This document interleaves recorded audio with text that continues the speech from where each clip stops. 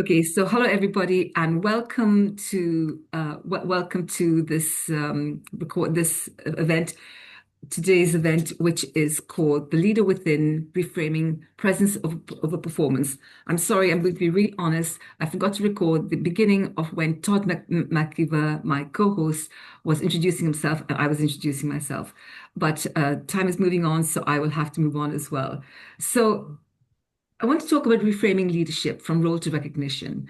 And Todd and I are going to be sharing this experience, and we're going to be floating between each other and having a chat about this. So, too much for me, too much of today's leadership conversation is about performance, how we manage people, how we motivate people, and actually measure others. So, but what if doesn't begin with others? What if it actually begins much more within ourselves? This is a perspective that Todd and I are going to be looking at how to reevaluate and invite a radical shift from leading teams to leading from truth, from external validation to internal alignment. We want to also look at leaders who don't need a spotlight to make an impact, the kind that begins I'd say, in the stillness of self-awareness and create ripples that go outwards through their presence, through their caring, and through their clarity. And besides the leader, we're also going to be honoring the follower, because the follower is the one who chooses to follow from their own grounded knowing. And because leadership is not a solo act, it's a shared field. So I want to again invite Todd to talk about his role and about his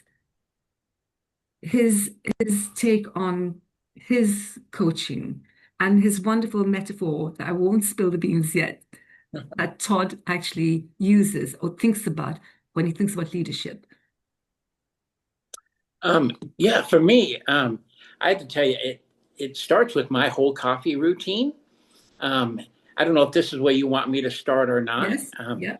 I can start anywhere, but with my coffee routine, and Heather and I are going to be talking later because I want to find out more about the coffee beans that she has there. So, um, but uh, and I'm sorry, Mark. So I have to look at your names. I don't know each of you individually there, but as Mark said earlier, he was joking, of course, in many ways, I'm sure, and in some ways probably serious. But he coaches leaders instead of um, as a coach because he likes to. Now he was joking, but does enjoy letting people know what to do. And that to me is the big difference. There, you were spot on, Mark. Of um, oftentimes leadership is oftentimes we view it as the one that gets in there, is the maverick, is the one that sets the pace and tells everybody and really forecasts where they're going to go and how you're going to get there. And but the flip side of that also, you can be a leader and not have to go about it the same way. Um, you can be a leader and just really you're going to operate in that center. I kind of picture it as here in the States, we've got these tires that have these spinners that are in the middle of their tires. I don't know if they're everywhere. I don't know. But it kind of reminds me of that, except for it's that hub that's in that middle. And everything else that's taken place around it is moving fast, lots of action. And that hub just stays right there in the middle. It is connected to everything, sees everything, is involved with everything, but yet doesn't get spinning as fast as everything else. And it's still leading from central command, I could almost call it, just kind of right there and has the heartbeat and the pulse. And so I think there's two different types of leaders. And that's what we want to talk about a little bit today. And I think um, even myself and the co-host, the host here, she and I lead probably different. If we were to really talk and get down to how we lead, I'm probably more on that um, overexcited. Uh, I've got to. I got to be running with everybody. That's what I want to do. I'd say And I'd say the racing car, Todd. what's that? The racing car. Formula Yes. One racing. Yeah. So, but anyway, so I think that's how I would probably expand that just a little bit on my side is just being that hub and knowing that that's okay. It's okay to be the hub and be connected to everything. And different leadership styles are going to be okay. They're going to excel in different places.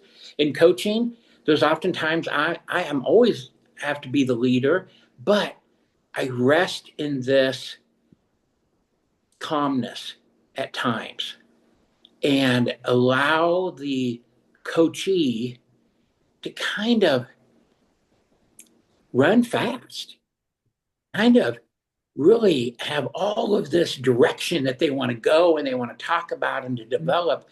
And I've got to wait and let them develop it Mm, and occasionally poke something in there yeah. and guide them and just rearrange a couple things. And so, um, yeah, I think that's what I would. But I want you to have tell one little story about your coffee because I that was will. hooked me on to wanting you to co-host with me. Yeah. Well, for me, so I love coffee. I mean, I cannot tell you how much I love coffee. I drink coffee all day long. The caffeine doesn't get to me. I know that's hard to believe when I'm sitting over here, doing this, but this is just me. But I love coffee all the time. Matter of fact, I love different seasons of the day throughout the day of how I will like to do coffee. In the morning time, right before the sun's getting up, and just as that sun, if I go outside on our patio and I look over in the distance, I can see the sun just barely begin to come above, and I love that sunrise moment. But for that kind of moment, I want French press coffee because that is something that you've got to, when you put your water in there and the grounds in there and you put your plunger on top, you got to let it steep for 4 minutes. 4 minutes is the ideal time. Yes, that's right. Is the ideal time to let it steep because it lets all of the goodies, let's say, um, come from your roast and everything. And then you plunge it, and then that first cup of coffee, how it tastes. Now, if you go before 4 minutes or you go longer than 4 minutes, you've changed the flavor of that coffee for the morning. And it's, I'll connect that to leadership here real quick because obviously, if as you're leading, if you react too quickly, it messes that flavor up of your leadership that day. If you are too late in responding, sometimes it can become really bitter. Like it Yeah, changes that taste. And it's the same in leadership. You've got to wait for that perfect time. And yeah, you've got to know your audience that you're talking to, the people that you're leading, yeah, and know when to plunge, yeah, know when to take the plunge into that yeah, leadership. So that yeah, would be the morning piece. yeah. That's absolutely perfect because for me, it's about distilling everything. It's about that quietness. It's about in that quiet moment of when you plunge that coffee and you know the grounds are going deep to the bottom, that's that feeling that you get inside yourself. You go, aha. So for me, if I'm going to be leading or thinking about it or reacting or becoming more aware, because the whole of this conversation is about becoming aware of oneself, that internal awareness. In order for, as far as I believe, in order for us to become the leader we want to be, we truly have to be very aware of ourselves. Not about what our bosses have told us, not about what we've been training at Harvard, not about this, not about that. It's about that self-awareness. It's about that inner knowing of who it is that you want to become the person that you want to become. And that is what I take from that coffee, that plunging down. And just as taking that as a metaphor, taking it further, I've been doing tango, Argentine tango, for a very, very long time, for about 13 years now. And there is a perfect example of leading and following constantly. We have in tango what's called a tanda. It's three pieces of music from a given orchestra that we dance, which lasts about 12 to 15 minutes. in that moment of dancing tango, there is a dance that is so explicit, so intrinsic, so undeniably human that there's no other dance like that. Ballet doesn't even begin to compare because one of the things with tango is that you have a leader and there's no hierarchy. You have the leader who leads the follower.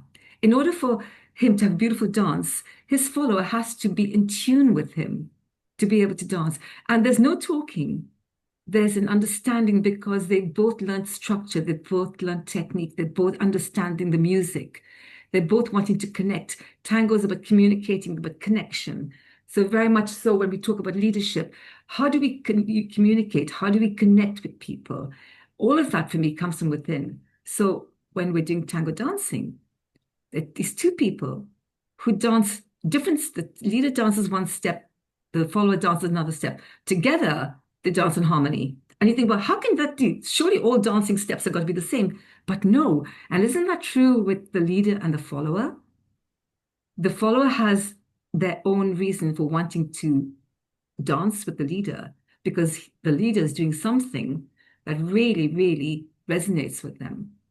And that's what I love about the tango dance. It's the leading and the following. And in our dance, it becomes that shared space of communication. It's like a dynamic of mutual awareness where I said earlier, there's no hierarchy whatsoever. And I think back to my early days, I don't know about you, Todd, when I was in my own world as a leader, I was shaped not just much by what I was doing, but by all those around me. The people around me helped to shape me. If the people around me were the people who were aligned with me and I was aligned with them, they helped to shape the kind of leader I became. And interestingly enough, I never considered myself a great leader ever. I never considered myself as a child. I was never chosen for anything as a leader, never. So when I ran my own business, I never even thought of it being as leading a business. I just started a business and I had to step into it. And imperceptibly, most of the time, I was really not the best leader. But I did learn an important lesson as I went. The relationship I had with myself was what I needed to really and truly understand. What was my relationship to myself? So if I ask you the question just as a thought, what part of you leads when no one is watching? What would you say about that? And Todd, I want to just ask you a question. Uh, can you share some contrasting examples of like traditional leadership roles with maybe the idea of coming from within? Yeah. Yeah. Coming. Well, let me make sure I'm understanding where you want me to go with this one here so that, um, but like, yeah, well, help me understand that just a Okay, little more of what okay. you, Maybe I'm just looking at the time. Maybe we'll have to leave that question for another time 'cause I think we're running out of time. I don't know how, but this has happened. So we wanted to look at some ideas, Todd and I, about what we call the quiet leader. The mm, quiet leader who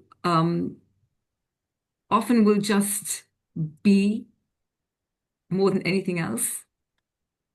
So the quiet leaders. So we picked up on three famous people, and in fact, with the time that we have, I'm going to just choose one, and I think that Todd was going to look at Carter G. Woodhouse. What was it about Carter G. Woodhouse, Todd, that you felt really had this idea of the quiet leader and the very perceptive leader? oh, I'm sorry. You caught me off guard there.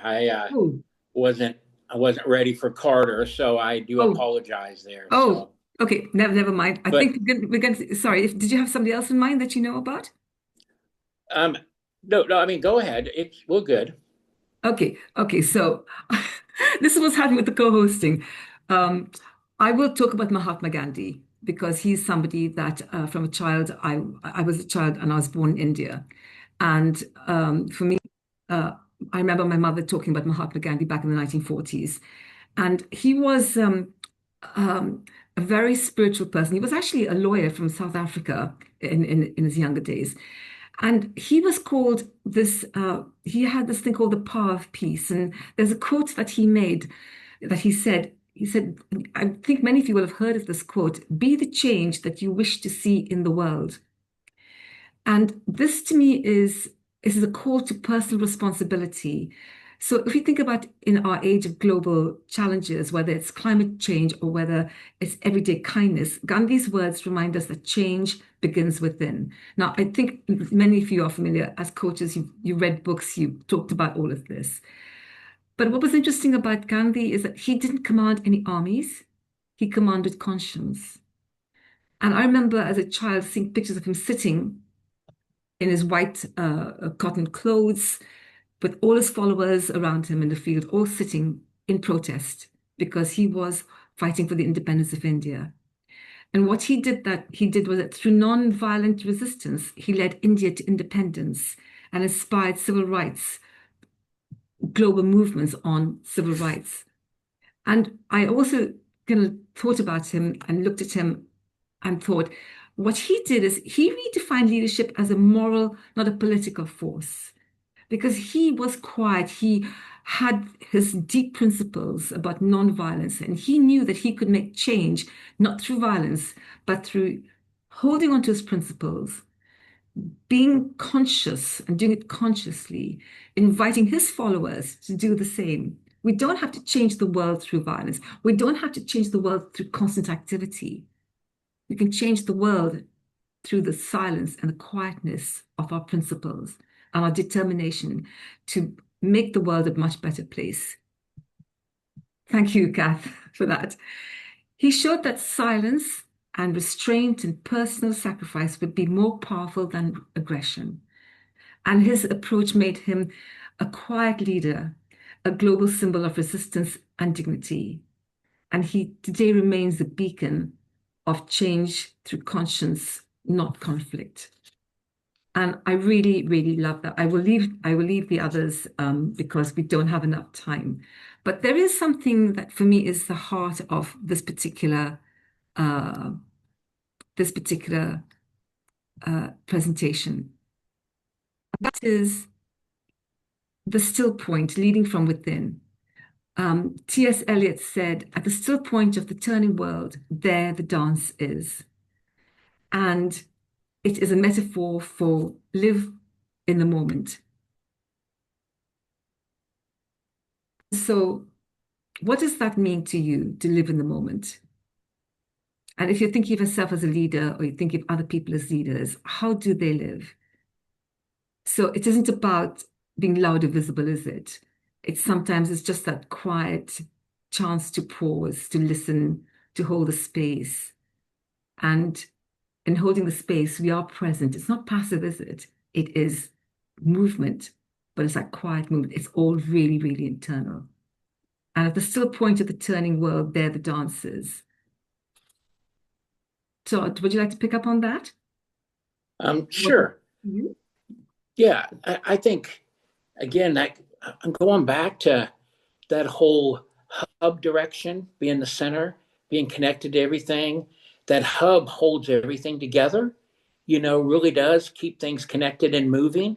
Without that hub, everything that was moving would fall. I remember back when I was a general manager of a store and they were being bought out. And there was a lot of reorganizing that was taking place because the new company was coming in. They had different ideas. My job was not just to be the manager there, but to be the manager there. Meaning I had a team that some were being disshuffled and reorganized and everything. And I had to keep everybody together, had to keep their enthusiasm up. I had to keep their motivation up.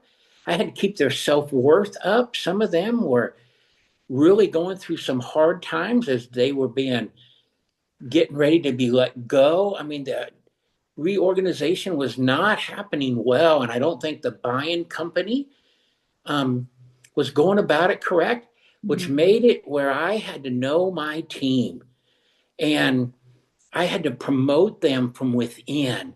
I had to promote their own self-esteem. I had to help them become so that they felt better, that they knew that they had a great piece, that they were valuable, so that they would continue. I mean, when they showed up to work every day, I had to figure out where they were, so I knew how to get them um, to where they wanted to be, even at a place that they didn't want to be at that moment. Man, you want to talk about tough at times. Yeah. And I could have been a different type of leader where it would have been easy for me to position myself in the spotlight, to continue to see this buy-in company, to have them see me as one that, wow, look how great Todd is and all the wonderful things that he can do and does. And, I could have been promoted and set up much better in that new company. But that's not the direction that I went. I went to stay as that hub, to stay in the middle and to figure out where all the moving pieces are and what's going to be best for them and how can we help them. Because I find that if you help the people, or you listen to the people, or when I coach people, if I listen to them, and I'm not thinking of that, it's called, when I was certified with ICF, it's called the third level of leading. And it's not, oh, go ahead. No, it's okay. It was somebody just had to leave because of time. Oh, okay. I saw you raise your hand, so No, I no, thought no, that please meant continue. stop. Sorry. So I Sorry. was, No, no, please continue. but anyway, so it is not thinking of what you're going to say next. It's really being like that tango she talked about. It's really being with that person, hearing them, syncing your Mhm. breathing, syncing your steps to what they need to be, knowing that the other person's going to be there for you and with you, Yeah, and that when it's done right yeah, is a beautiful, beautiful dance. yeah, yeah. I liked T.S. Eliot. He was a genius. And picking up on what you've just said is exactly what his thought was, is in placing the dance or the still point, not in frantic motion, but in attuned presence. It's a metaphor for, as I said earlier, living life fully in the moment. And so it's a bit like where time touches eternity. So I really love what you just said. It's about the hub and all the bits around it and creating the stillness within, and which is what we've just touched upon, this idea about being the leader within rather than without, but rather than with the performance in the presence. So we have come to the end of this session. Um, I realized I should have done this for 1 hour or had and given everybody else more of an opportunity. But I'm afraid time has overtaken us as usual. So um, sorry. So the just a quiet reflection. Leadership is not a solo act, it is a shared field, a dynamic of mutual presence. We are not redefining leadership, we are remembering it. So, whether you are the one who steps forward or the one who chooses to walk alongside, you are shaping the path. So, I hope this discussion resonated with your own thoughts on leadership in all areas of life, whatever kind of leader you're stepping into, or you are about to, or you're thinking about it. And so I really want to thank you for joining us. And what is one way you led today that no one saw? And if you have any questions that you would like to share, oh, there are questions over here. Uh, thank you. I hope I'm recording now. So Kath has just left and she said she's a big fan of quiet leadership. So interested in this topic. I had mentioned she has another call, so she has to go. So if anybody's got any questions that they'd like to ask, please feel free to do so.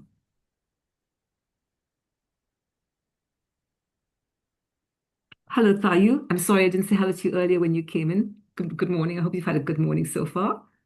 Yes, I have. Thank you. Thank you very much. Where are you from, Thayu? I'm from Kenya, but I study in the UK. Okay, I'm in welcome. Bristol. Yeah. Okay. Sorry, and did you say from Bristol?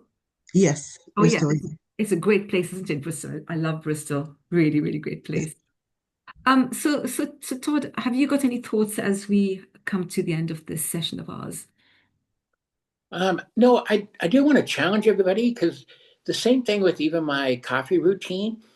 It always starts in that morning time, like I've already talked about. Yeah, And it's just taking that deep breath and letting it sit there for a little bit. yeah, oftentimes before my coaching, I will get everybody to kind of just calm down, take that deep breath. Even though I started at 3:15 a.m. with you guys this Yeah. morning, even before I jumped on, I still had to take that deep breath and Yeah. just rest in that deep breath. And not to find yourself taking that deep breath, getting away, is some of the most important leadership stuff I think people can do. Because if you get caught up in going on that wheel and just running around so fast, it's actually harder for you to lead people, to be there for people. Taking that deep breath in the morning time before while I'm doing my morning coffee, I'm thinking about that day I'm going into. Yeah. Who am I going to run into?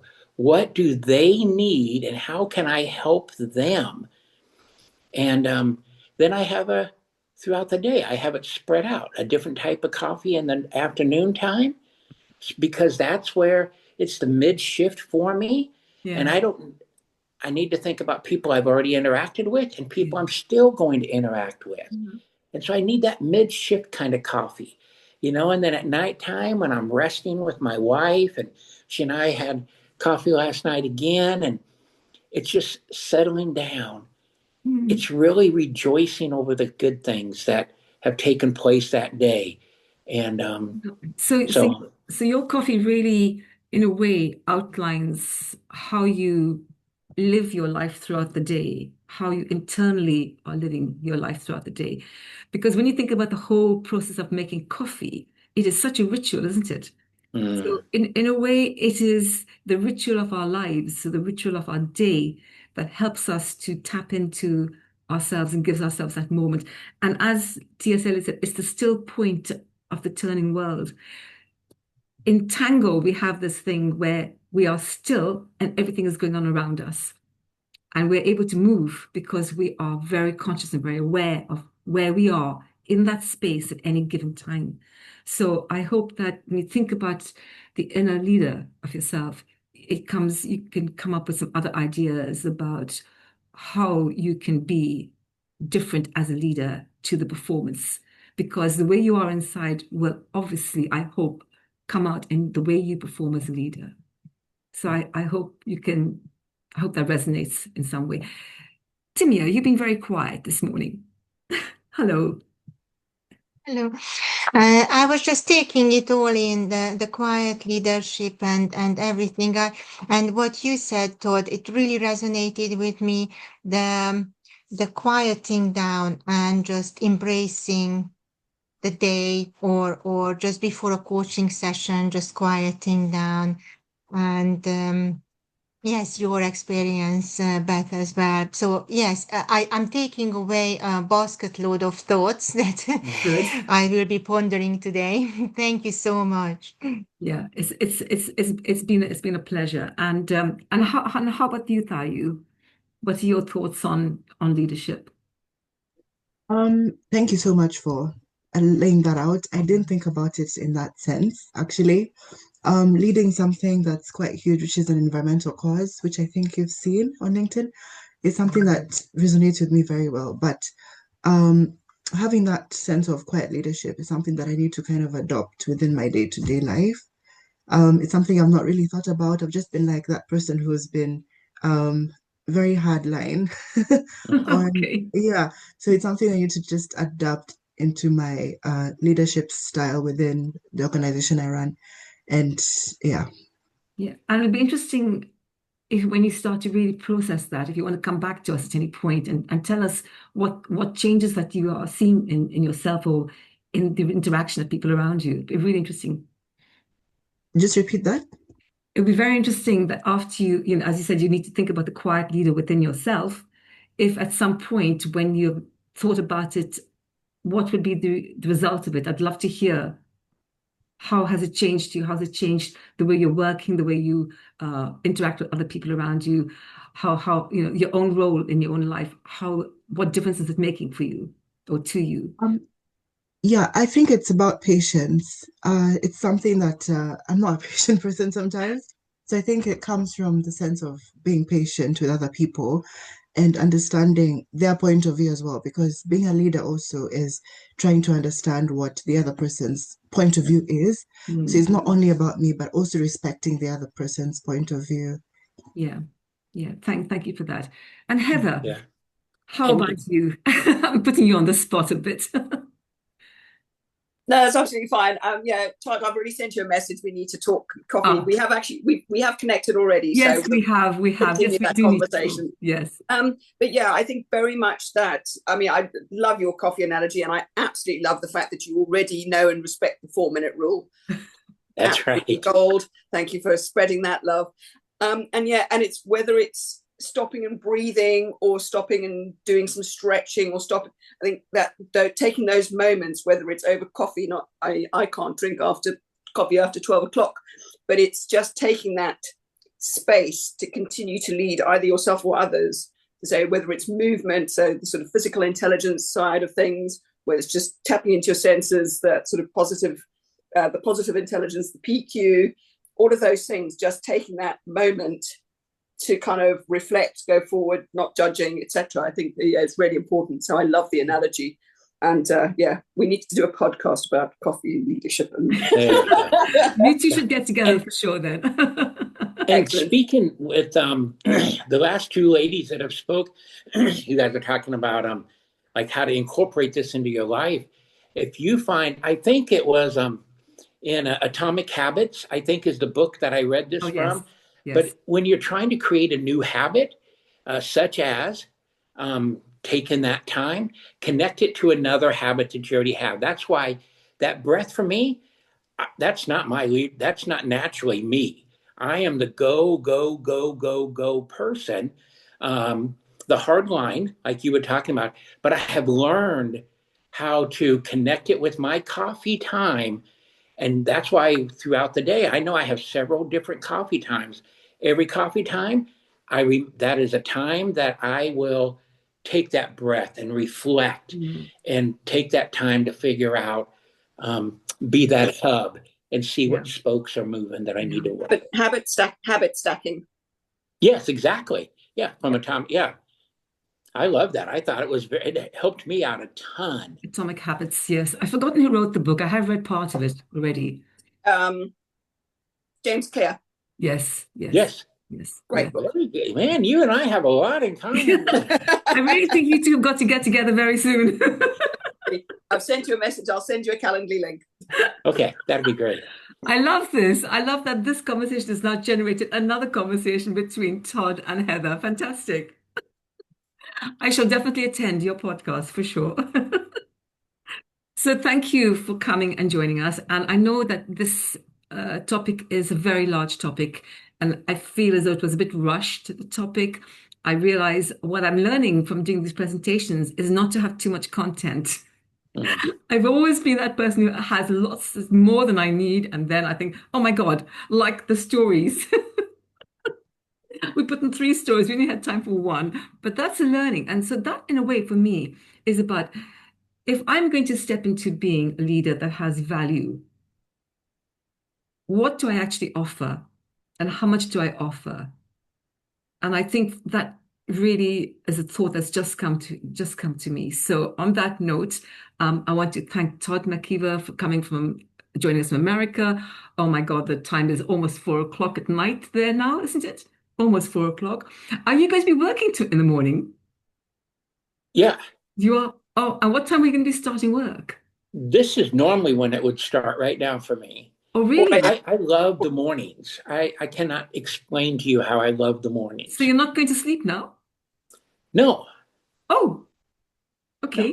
No. Do you think I would get to looking this good for just I'm teasing, I'm completely messing around. Okay.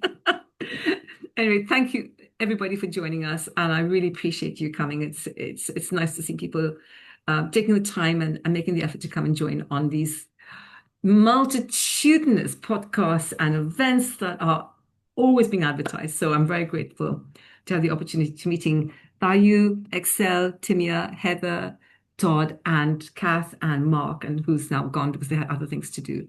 Thank you once again, and look forward to seeing all of you again very soon. Bye for now. Ciao. Thank you once again. Bye. Oops.